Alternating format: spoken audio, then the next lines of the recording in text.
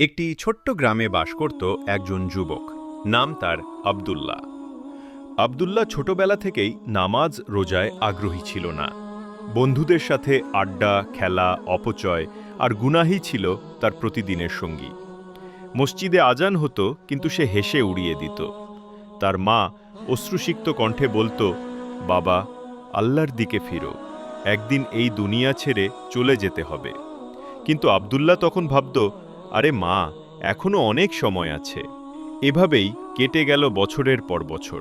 গুনাহ বাড়তে থাকল, আর আল্লাহর ভয়ের জায়গায় অন্ধকার গ্রাস করতে থাকল তার হৃদয়ে। একদিন রাতে হঠাৎ করে গ্রামের একজন যুবক মারা গেল গাড়ি দুর্ঘটনায়। আব্দুল্লাহ সেই জানাজায় উপস্থিত ছিল।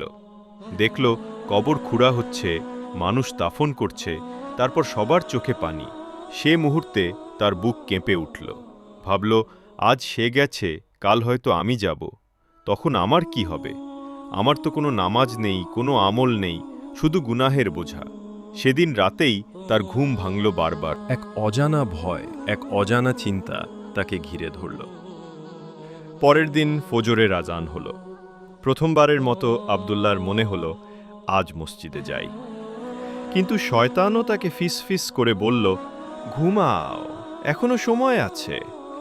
সে অনেক লড়াই করে অবশেষে উঠে দাঁড়াল, ওযু করল, আর জীবনে এই প্রথমবার ফজরের জামাতে নামাজ পড়তে গেল। ইমাম সাহেব কোরআনের যে আয়াত তিলাওয়াত করলেন, তা সরাসরি তার হৃদয়ে গিয়ে লাগল। হে আমার বান্দাগণ, যারা নিজেদের উপর জুলুম করেছ, তোমরা আল্লাহর রহমত থেকে নিরাশ হইও না। আল্লাহ সব গুনাহ মাফ করে দেবেন। সূরা জুমার ৩৬। আব্দুল্লাহর চোখে অশ্রু এসে গেল। সে বুঝল, আল্লাহর দরজা এখনও খোলা আছে। কিন্তু পরিবর্তন এত সহজ ছিল না।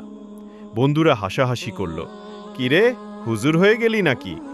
কেউ বলল, এতদিন গুনাহ করলি, এখন নামাজ পড়ে কি হবে? আব্দুল্লাহ দমে গেল না। প্রতিদিন চেষ্টা করত নামাজ পড়তে, গুনাহ থেকে দূরে থাকতে। কখনো হোঁচট খেত, কখনো আবার উঠে দাঁড়াত। সে বারবার তাওবা করত আর আল্লাহর কাছে কাঁদত, হে আল্লাহ, আমাকে ক্ষমা করুন, আমাকে দ্বীনের পথে রাখুন। কয়েক মাস পর আব্দুল্লাহর মধ্যে এক শান্তি নেমে এলো। মায়ের চোখেও আনন্দের অশ্রু। আলহামদুলিল্লাহ, আমার ছেলে বদলে গেছে। গ্রামের মানুষও একদিন অবাক হলো যখন দেখল আগের সেই গুনাহগার ছেলে এখন অন্যদের কোরআন পড়া শেখাচ্ছে, নামাজের জন্য ডাকছে, আর সবার জন্য দোয়া করছে। আব্দুল্লাহর জীবনে যে পরিবর্তন এসেছে, সেটা ছিল আল্লাহর রহমতের ফসল। প্রিয় ভাই ও বোনেরা, এই গল্প আমাদের শেখায়, যত গুনাহই করি না কেন, আল্লাহর দরজা কখনো বন্ধ হয় না। মৃত্যুর আগে যদি আমরা সত্যিকারের তাওবা করি, আল্লাহ তা কবুল করবেন। দুনিয়ার জীবন ক্ষণস্থায়ী, কিন্তু আখিরাত চিরস্থায়ী।